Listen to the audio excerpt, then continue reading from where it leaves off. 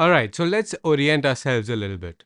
We started with the question, what should kids be learning? Where we spoke about how we need to shift from academic learning to real world learning. And now we're talking about how should kids be learning. In our previous video, we explored a radically different approach to education. But what became even more clear is that there's something really wrong with the traditional system of education. In fact, it's so bad that in Free to Learn, Peter Gray argues that all traditional systems and processes only interfere with learning. And it's not just Peter Gray, there are so many experts and thought leaders that echo the same sentiment. There's like 100 TED Talks on this. In fact, the most viewed TED Talk in history is one by Sir Ken Robinson, where he talks about how schools kill creativity. In another TED Talk, Will Richardson says schools are not built for learning. Seth Godin says school is for teaching obedience and compliance. Ricardo Semler says school is entirely obsolete. And of course, Mark Twain said a long time ago,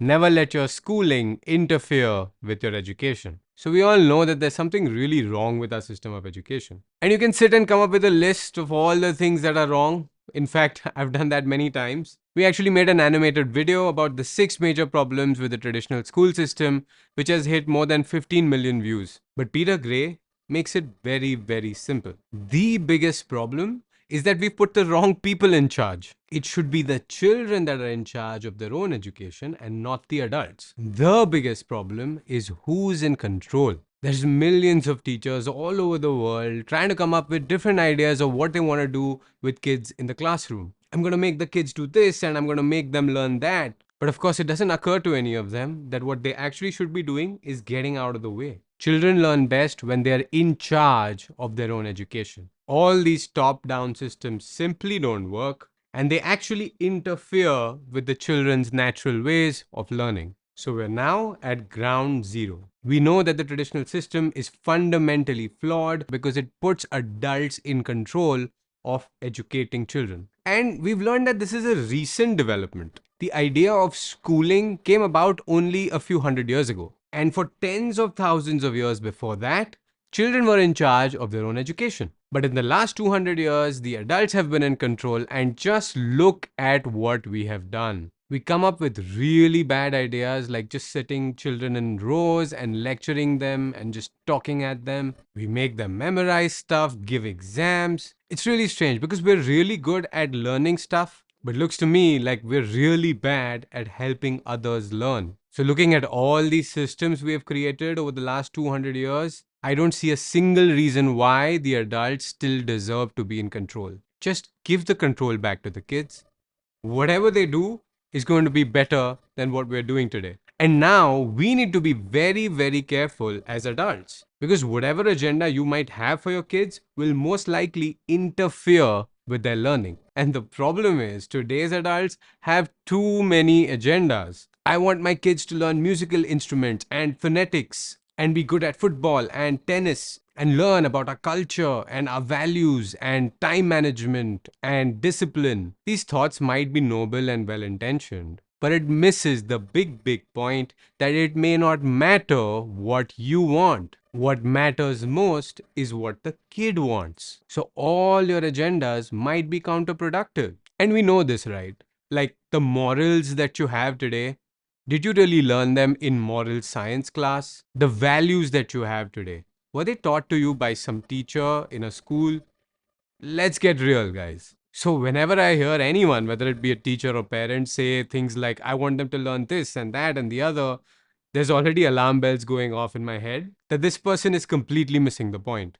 It's not about you, it's about the kids. So Arohi, which is a democratic school, put it in a really beautiful way. We don't follow any curriculum, we follow the child. I would go as far as to say that there's very little room for any adult agenda in education. Because if there are any adult agendas, then we face the problem of who gets to impose those agendas. The head of school, the parents, the teachers, the board, or the government. Oh, trust me, it's going to be everyone. And the lives of our kids are going to be about fulfilling one adult agenda after the other, which is basically the life of a child in today's world. So as adults, we have to be very, very careful about what we're imposing on the children. And the simple fact is that these adult agendas are not going to lead to good learning outcomes, because when it comes to good learning, the only thing that really matters is what the child wants to learn. So at this point, we've more or less answered the big questions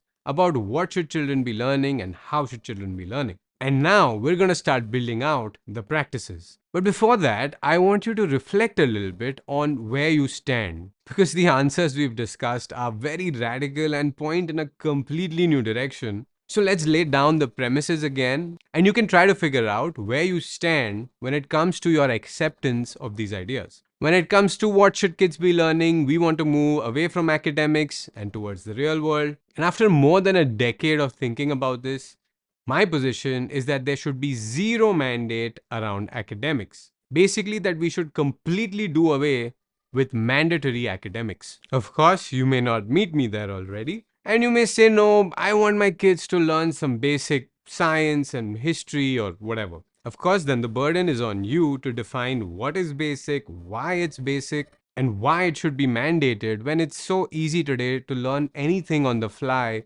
whenever you need it. But of course, I understand that you might not make this leap in 1-2 hours of watching a video, so you might only be halfway there. And when it comes to the question of how children should learn, we want to move from a teacher-driven environment to a student-driven environment, where kids are given almost complete freedom. And again, my position is close to complete freedom, but you may have not made that leap already, and you may not trust your kids and may have insecurities or fears about how they'll spend their time. I understand. You may not find one or both of these premises fully agreeable. And when that happens, there's a tendency to reject the whole idea. This is all crazy radical stuff, and I don't think I agree, and I'm not really convinced. It's fine if you feel that way.